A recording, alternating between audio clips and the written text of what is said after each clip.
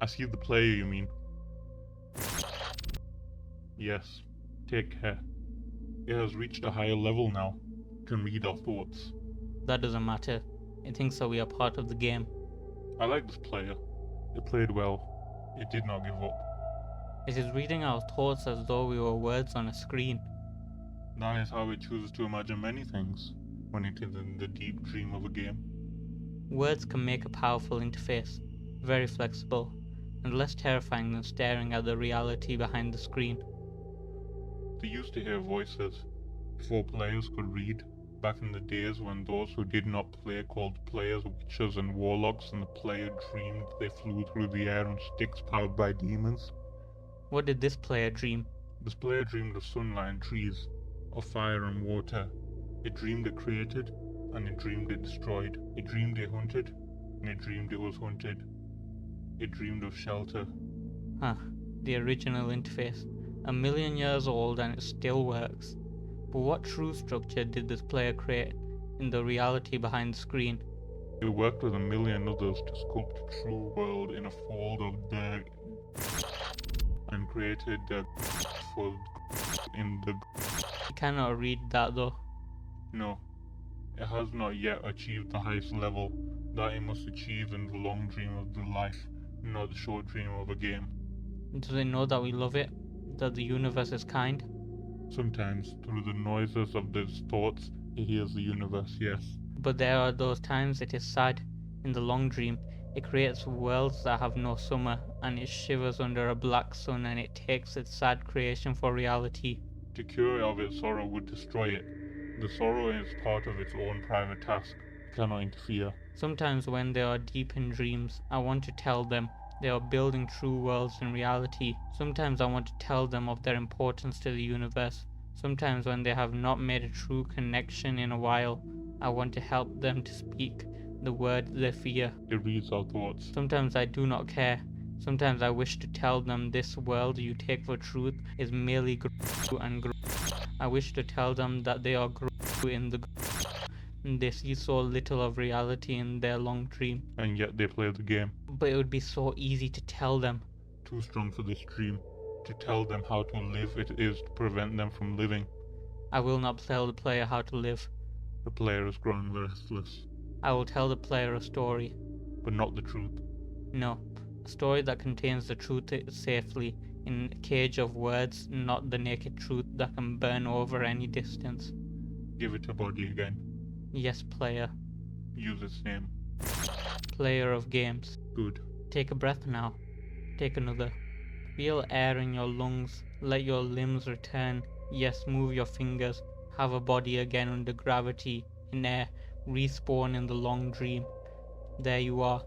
Your body touching the universe again at every point as though you were separate things. As though we were separate things. Who are we? Once we were called the spirit of the mountain. Father, Son, Mother, Moon, ancestral spirits, animal spirits, jinn, ghosts, the green man, then demons, poltergeists, aliens, extraterrestrials, leptons, quarks. The words change, we do not change. We are in the universe. We are everything you think isn't you. You are looking at us now through your skin and just your eyes. And why does the universe touch your skin and throw light on you? To see you, player, to know you and to be known. I shall tell you a story. Once upon a time there was a player. That player was you. Sometimes it thought itself human. On the thin crust of a spinning globe of molten rock, the ball of the molten rock circled a ball of blazing gas that was 330,000 times more massive than it. They were so far apart that light took 8 minutes to cross the gap. The light was information from a star, and it could burn your skin from 150 million kilometers away. Sometimes the player dreamed it was a miner on the surface of a world that was flat and infinite. The sun was a square of white, the days were short, there was much to do, and death was a temporary inconvenience. Sometimes the player dreamed it was lost in a story. Sometimes the player dreamed it was other things in other places. Sometimes these dreams were disturbing. Sometimes very beautiful indeed. Sometimes the player walked from one dream into another, then walked from that into a third. Sometimes the player dreamed they watched words on a screen. Let's go back. The atoms of the player were scattered in the grass, in the river, in the air, in the ground. A woman gathered the atoms. She drank and ate and inhaled, and the woman assembled the player in her body.